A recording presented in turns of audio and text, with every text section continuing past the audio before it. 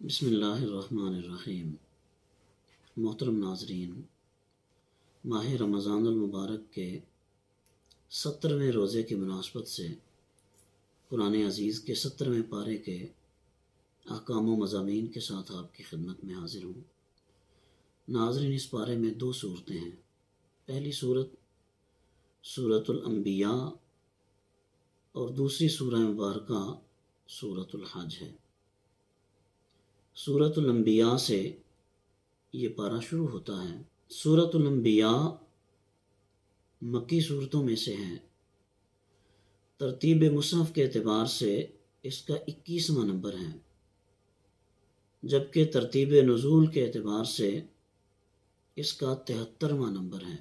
اس صورت میں کئی انبیاء کرام علیہم السلام کا ذکر ہے، اس وجہ سے اس کو سورۃ الانبیاء کہا جاتا ہے۔ اس سورت کے آغاز میں یہ بتایا گیا ہے کہ لوگوں کے حساب کا وقت قریب آ گیا اور وہ غفلت کا شکار ہیں، دین کی باتوں سے روح گردانی کر رہے ہیں، اور جب بھی نصیحت کی کوئی نئی بات ان کے پاس آتی ہے تو توجہ سے نہیں سنتے، بس کھیل تماشے کے انداز میں اس کو اگنور کر دیتے ہیں، نبی کو اپنے جیسا بشر قرار دیتے ہیں، قرآن کو جادو، خواب پریشاں، شاعری اور خود ساختہ کلام قرار دیتے ہیں۔ قرآن نے بتایا کہ پہلے رسول بھی حاملین وحی تھے، وہ بھی کھاتے پیتے تھے، یعنی بشری تقاضے نبوت و رسالت کی عظمت شان کے خلاف نہیں ہیں۔ اس سے پچھلی قوموں کی سرکشی اور ان پر نازل کیے جانے والے عذاب کے آنے پر ان کے اقرار جرم اور ندامت کے رائیگاں جانے اور ان کے نیست و نابود ہونے کا ذکر ہے۔ ناظرین،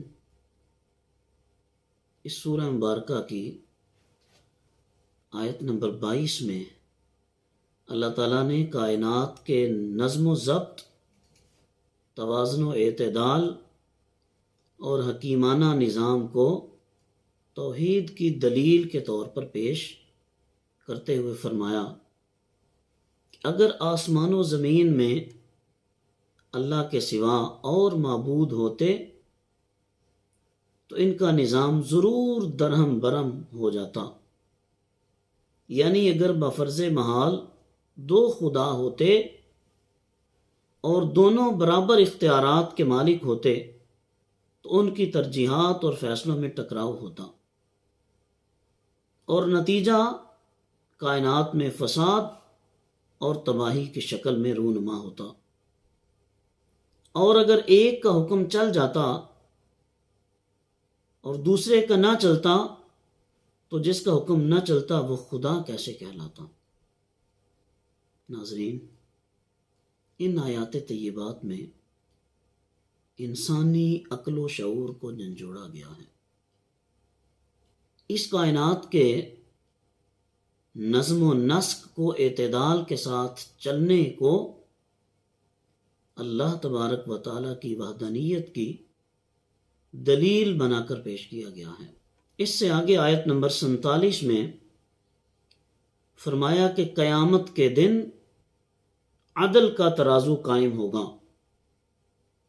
اور کسی پر کوئی ظلم نہیں ہوگا، ہر ایک کا رائی کے دانے کے برابر بھی کوئی عمل ہوا تو وہ ریکارڈ پر آئے گا۔ اس سے آگے آیت نمبر 51 سے ایک بار پھر حضرت ابراہیم علیہ السلام کا ذکر شروع ہوتا ہے، اور اس زمانے میں جو بت پرستی کا دورہ تھا اس کا رد اللہ کی توحید اور وحدانیت کا اعلان ہوتا ہے۔ جناب سیدنا ابراہیم علیہ السلام عقلی اعتبار سے اپنی قوم کو دعوت حق سمجھانے کی کوشش فرماتے ہیں۔ اس قوم کا ایک میلہ ہوا کرتا تھا، ساری قوم اس میلے کے لیے میدان میں جمع ہوتی تھی۔ جناب سیدنا ابراہیم علیہ السلام اس موقع پہ ان کے بت خانے میں تشریف لے جاتے ہیں۔ ان کے سارے بتوں کو آپ پاش پاش کر دیتے ہیں، ٹکڑے ٹکڑے کر دیتے ہیں، اور جو آپ کے پاس کلہاڑا تھا اسے سب سے بڑے بت کے کاندھے پہ رکھ کے واپس تشریف لے آتے ہیں۔ آپ کی قوم میلے سے واپس آتی ہے، خوشی خوشی سے اپنے بتوں کے ہاں حاضری پیش کرنے جا رہی ہے۔ جب بت خانے میں جا کر دیکھا، سارے کے سارے بت پاش پاش ہوئے پڑے ہیں، ٹکڑوں میں بکھرے پڑے ہیں۔ سب پہ پریشانی لاحق ہو گئی کہ ہمارے خداؤں کا یہ حال کس نے کیا ہے۔ پھر انہوں نے کہا کہ یہ اسی نوجوان کا کام ہے جو ہمارے بتوں کو برا بھلا کہتا ہے۔ حضرت ابراہیم علیہ السلام کو جواب طلبی کے لیے ایک میدان میں مجمع عام کے سامنے بلا لیا گیا اور کہا کہ بتائیے ہمارے بتوں کا یہ حال کس نے کیا ہے۔ حضرت ابراہیم علیہ السلام ارشاد فرماتے ہیں، مجھ سے کیا پوچھتے ہو؟ وہ جو تمہارا سب سے بڑا بت ہے، جس کے کندھے پہ کلہاڑا پڑا ہے، تم اس سے جا کر پوچھو کہ تمہارے بتوں کا، تمہارے معبودوں کا یہ حال کس نے کیا ہے، یہ ان کی تباہی و بربادی کا منظر کس نے بنایا ہے۔ ان لوگوں نے کہا، ابراہیم آپ کو تو پتا ہے کہ وہ بول نہیں سکتے۔ حضرت ابراہیم علیہ السلام نے ارشاد فرمایا، اگر وہ بول نہیں سکتا، وہ تمہیں کوئی نفع نقصان نہیں پہنچا سکتا، یہ بتاؤ وہ تمہارا معبود کیسے ہو سکتا ہے؟ یہ کیسا معبود ہے کہ اس کے سامنے باقی معبودوں کو پاش پاش کر دیا گیا، وہ ان کو بچا نہ سکا؟ یہ کیسا معبود ہے کہ اپنے جیسے معبودوں کو ٹکڑے ہوتے ہوئے دیکھتا رہا، یہ ان کی مدد کو نہ آ سکا؟ یہ کیسا معبود ہے کہ جس نے یہ تباہی کا سارا منظر خود ملاحظہ کیا اور کسی کی کوئی مدد نہ کر سکا؟ ایسے بے جان، بے حس و حرکت کو تم اپنا خدا مانتے ہو؟ اس کو تم اپنا خدا تسلیم کرتے ہو؟ اس کی تم پوجا پاٹ کرتے ہو؟ ناظرین، جناب سیدنا ابراہیم علیہ السلام نے ان کی عقل کو مخاطب کرنے کی کوشش کی، ان کے شعور پہ دستک دینے کی کوشش کی، مگر اس قوم کی بدقسمتی کہ جب وہ دلیل کا جواب نہ دے سکے، انہوں نے فیصلہ کیا کہ آگ کا ایک الاؤ تیار کیا جائے، اس میں حضرت ابراہیم علیہ السلام کو معاذ اللہ جلا دیا جائے، تاکہ اس کے بعد کوئی ہمارے خداؤں کی مخالفت نہ کر سکے، العیاذ باللہ تعالی۔ ناظرین، اس کے بعد حضرت داؤد علیہ السلام کے معجزات کا ذکر ہے کہ اللہ نے ان کو کیسا لہن عطا فرمایا تھا کہ جب وہ اللہ کے کلام کی تلاوت کرتے تھے، پرندے فضا میں ٹھہر جایا کرتے تھے، پہاڑ، درخت، پرند چرند ان کے ساتھ مل کر اللہ کی تسبیح اور تحمید بیان کیا کرتے تھے۔ حضرت سلیمان علیہ السلام کے معجزات کا ذکر ہے، کس طرح ہوا کو ان کے تابع کر دیا گیا، اور دیگر انبیاء علیہ السلام، جناب سیدنا اسماعیل علیہ السلام، حضرت ادریس علیہ السلام، حضرت یونس علیہ السلام، اور پھر اس کے بعد حضرت یونس علیہ السلام کا مچھلی کے پیٹ میں جانے کا تذکرہ بھی اسی سورہ مبارک میں ہے۔ اور جب انہوں نے اللہ کی بارگاہ میں التجا کی، لا الہ الا انت سبحانک انی کنت من الظالمین، اللہ کریم نے اس آیت کریمہ کی برکت سے ان کو مچھلی کے پیٹ سے باہر نکالا۔ حضرت زکریا علیہ السلام کا ذکر ہے، بڑھاپے کو پہنچ چکے تھے، اولاد کی خواہش تھی، اولاد کی تمنا تھی۔ اللہ کریم کی بارگاہ میں عرض کرتے ہیں، ربی لا تذرنی فردم وانت خیر الوارثین۔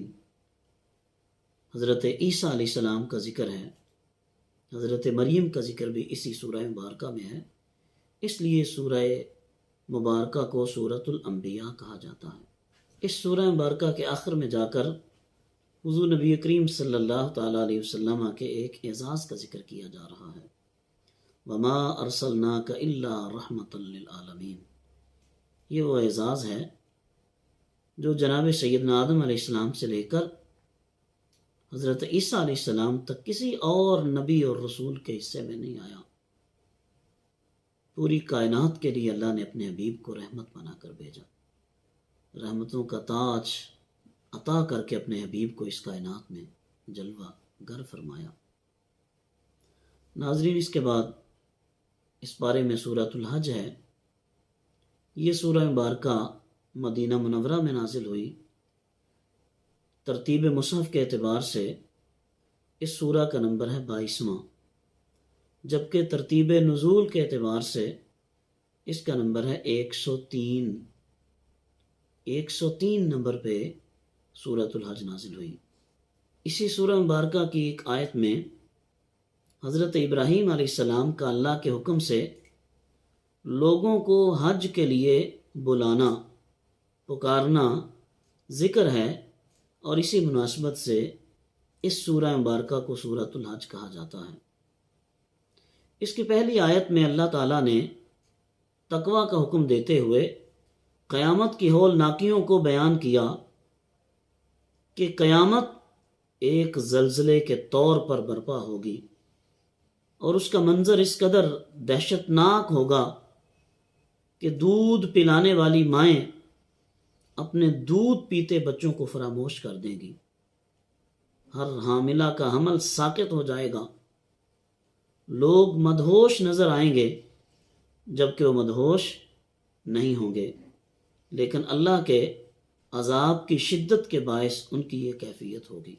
اس سورہ مبارکہ کی آیت نمبر 11 سے ان لوگوں کا ذکر ہے کہ جن کا مقصود دنیاوی مفادات ہیں، اگر انہیں کوئی بھلائی مل جائے تو وہ دین پر مطمئن ہو جاتے ہیں، اور اگر کوئی آزمائش آ جائے تو منہ کے بل پلٹ جاتے ہیں۔ ایسوں نے ہی دنیا اور آخرت کا نقصان سمیٹا۔ ایسے لوگ ان کی عبادت کرتے ہیں جو نہ انہیں نفع پہنچا سکتے ہیں اور نہ انہیں نقصان۔ آیت نمبر 27 سے حضرت ابراہیم علیہ السلام کا حج کے لیے اعلان کرنے کا بیان ہے۔ اس سے آگے آیت نمبر 28 میں مقررہ ایام، یوم نحر اور بعد کے 2 دنوں میں قربانی کرنے کا حکم دیا گیا۔ آیت نمبر 29 میں ایسی نظروں کو پورا کرنے کا حکم دیا گیا جو معصیت پر مبنی نہ ہوں، اور اللہ کے گھر کے طواف کا حکم بھی اسی آیت میں ہے۔ آیت نمبر 30 میں حرمات اللہ کی تعظیم، حرام قطعی کے سوا تمام حلال جانوروں کی حلت، بتوں کی نجاست اور جھوٹی بات سے اجتناب کرنے کا حکم ہے۔ آخری آیت میں دین کی سربلندی کے لیے سر توڑ کوشش کرنے، دین کے معاملے میں تنگ نہ ہونے، ملت ابراہیمی کی پیروی کرنے، اور آخر میں نماز قائم کرنے، زکوٰۃ ادا کرنے، اللہ تعالیٰ کے دامن رحمت کو مضبوطی سے پکڑنے کا بیان فرمایا کہ اللہ کی مدد ان چیزوں سے وابستہ ہے۔ ناظرین، یہ تھے آج کے 17ویں پارے کے احکام۔ دعا ہے کہ اللہ کریم ہم سب کو ان پر عمل پیرا ہونے کی توفیق عطا فرمائے۔ وآخر دعوانا ان الحمد للہ رب العالمین۔